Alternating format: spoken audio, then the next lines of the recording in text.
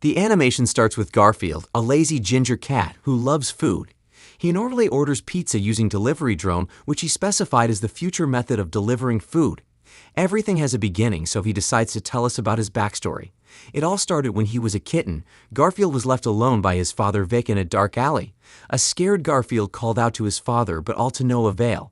He notices a glass house restaurant opposite him and the mouth-watering menu they served, so he walks across the street to the Italian restaurant. There he finds a young man called John Arbuckle enjoying his meal alone. Feeling sorry for the wandering cat, John lets Garfield through the window after Garfield enchanted him with his deep eyes. He instantly grows a connection with Garfield and then offers the cat a pepperoni from his pizza, but Garfield devours the entire pie in seconds. Because of his love for food, he then proceeds to eat everything in sight around the restaurant during a birthday celebration. While trying to find his new friend, John became worried, but eventually found him after he was presented in a box. To stop him from eating more food, he sneaks him out in the box of lasagna. Although John tries to lead Garfield because pets aren't allowed in his apartment, but then he realizes the cat has nowhere to go. Just then Garfield becomes emotional. This emotions became too strong for John to resist. So he adopts Garfield, but indirectly, Garfield declares this is the moment he adopted John. Weeks later, John moves into a bigger apartment to accommodate Garfield. Garfield was basically living the dream. As John provided him with everything he needed, he later adopts Odie the dog as a pet for Garfield. Odie became Garfield's friend and trusted ally, as they did absolutely everything together. Garfield enjoys taking most of John's food with help from Odie, who acts as his lookout. Garfield says that life for them is pretty perfect except for Mondays, of course. He had grown to be a big cat, but this perfect heaven would soon come crashing down. Later that night, after they have all fallen asleep, Garfield suddenly wakes up due to the rumbling in his stomach. He calls out Odie as they get up in the middle of the night for a midnight snack. While being indecisive on what to eat, Garfield orders nearly half the fridge, but two dogs, Roland and Nolan, show up in the kitchen mysteriously. Garfield and Odie is frightened by their enormous and scary look before they are being swiped and taken away. Garfield pleads his freedom, saying he could pay them off, but they are adamant to his pleas. Garfield and Odie are taken to an abandoned location. They tie them upside down for hours before a cloaked figure in a dark shadow shows up to set them free. He manages to deploy a way to set them loose, but just as he is about to escape with them, he calls Garfield Jr. Garfield soon recognizes the figure as Vic, his father who had left him stranded in the dark alley a long time ago. He is not too happy to see his father because his belief is that Vic had abandoned him for good that night. Before Vic could explain himself and get them out, they are found by Roland and Nolan's boss, a sinister Persian cat named Jinx. She treats him to dinner as they conversed on her early beginnings. Jinx explains that she lured Vic there by kidnapping Garfield because he knows he cares about his son. In her backstory, she wanted to be a famous cat with so many paparazzi, but when she went to perform for a talent show, she got stage fright and became an absolute failure. Then she met Vic and his crew. They were outcast, but they took her in and she became part of the family. After she had met Vic with his crew of cats that would steal and fend for themselves, they decide to go on their biggest score. They stole milk from a farm, so much milk that would last them for weeks, but Jinx was caught and sent to the pound, although Vic tried to go after her, but it was effortless. She was sent to a prison where she had to endure suffering, but it gave her purpose and she decided to take back her revenge on Vic. Luckily for her, Roland and Nolan helped break her out of the pound, and she became a free person once more. She wanted to get back at Vic, and then found out that Garfield was his lost son, so she kidnapped him to lure Vic. Garfield asks Jinx to give out her penance on Vic, so he could make things right again. She demands that Vic steal back a quart of milk for every day that she was locked up in the pound. After doing their maths, it amounted to over 6,000 quarts of milk. He was told to go to the same place he double-crossed her, and he should be accompanied by his son and Odie, or else she will have her henchmen tear them apart.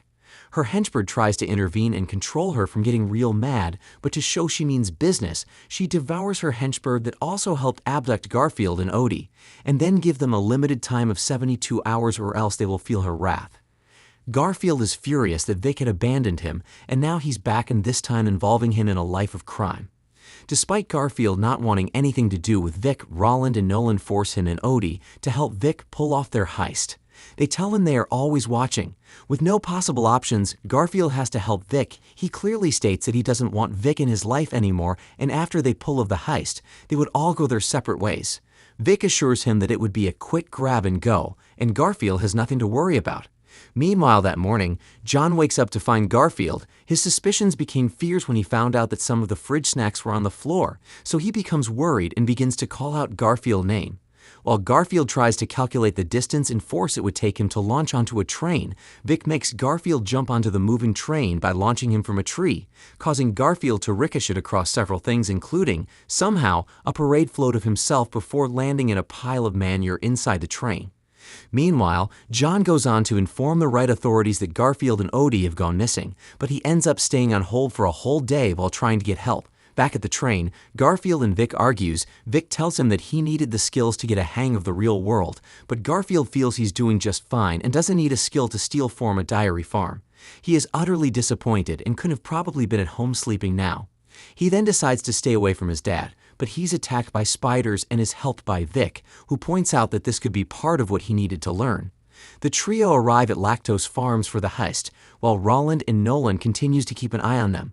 With so much children playing in the dairy farm and with a much advanced upgrade, including an electric fence, it became impossible to be just an easy grab and go. While trying to find a way to sneak inside, Garfield and Vic see Otto the bull, one half of the mascot duo for the dairy farm. Vic warns that he is in a state of meditation and depression and should be left alone, but Garfield sees it as an avenue for diplomacy and he could be the answer for them getting inside the farm. He goes over to meet Otto. He tells him that he is a huge fan and he could need a little help from him. Otto tells him to go away, as he isn't in the right mood now, but due to Garfield's persistent nature, he requests he sings the jingle to know if he's truly a fan. Garfield sings the lactose jingle with so much spirit, but then ends up getting knocked out. Otto sights his beloved cow girlfriend Ethel on the other side of the farm. When Obi notices he looks sad upon seeing Ethel from a distance, he goes over to comfort him. Otto explains that he was separated from her after his former owners were put of business and the new company that bought the farm put him out to pasture. Then uses Ethel as a playing tool for kids. He tried to break in to see her, but they stopped him every time. Now he only sees her 6 seconds twice a day. Vic then suggests that they can help reunite Otto with Ethel if he helps them get inside Lactose Farms for their heist. As their lives are dependent on this heist, Otto then decides to help. He maps out an elaborate plan for the trio to get inside. He represents them each with a token and then considers Garfield a lifeless possum, which caused a little bit of argument between them. He warns them not to go through the pine room and they should follow up his plan carefully if they want to live. He instructs them to go through a vent, and then after they have passed through all the required places, they should rescue his angel and set her free. Although he points out that they needed maximum skill to pull this off, so he proceeds to test them, but Garfield and Vic's bickering causes them to keep messing up. It results to Otto tying them both up until they can work together to get themselves out. They keep using the vine around them to beat each other up until Garfield vents to Vic over being abandoned. In an emotional flashback, Vic then tells Garfield the truth, which is that on that night, he had actually gone to go get Garfield food, but he had to wait until the restaurant employee would leave, so Vic can grab food from the trash can. But when he got back, he saw Garfield in the restaurant with John, and decided that John would provide more for him than Vic ever could. However, Vic states that he visited Garfield many times while sitting in an oak tree, watching him through the window of John's house. After Garfield forgives Vic, Odie cuts the rope, and Otto decides that there have been a progressive breakthrough in their relationship, although mathematically it would take them exactly 17 years for them to fully get ready. But since they have only 48 hours, he declares they are good now and qualified for the job. Meanwhile, Roland and Nolan go back to Jinx to let her know that Garfield, Vic, and Odie are ready for the robbery. Jinx, who had other plans to set the trio up, makes a phone call to an animal control station.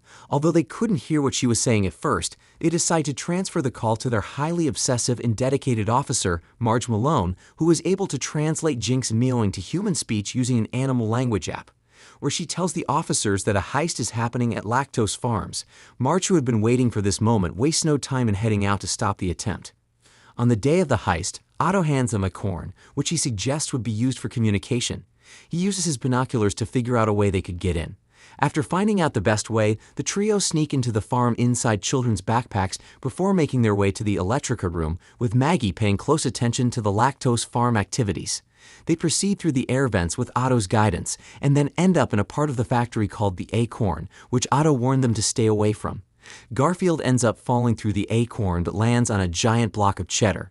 Sadly, the cheese is being processed, which is bad for them. Vic eventually prevents the two of them from being chopped up in the processing machine, despite Odie's best efforts to save Garfield. Marge finds them first and has the keys just as they manage to locate the truck with all the milk. Marge takes Garfield and Odie to the pound after the three try to outwit her, but Vic manages to get the keys and escape with the truck. Garfield is devastated once more, deserted and abandoned. Otto, however, is repelled from Ethel by Marge's fellow officers using cattle prods when he tries to approach her. Garfield meets Snoop Cat and Olivia, along with the other cats from Vic's crew, at the pound.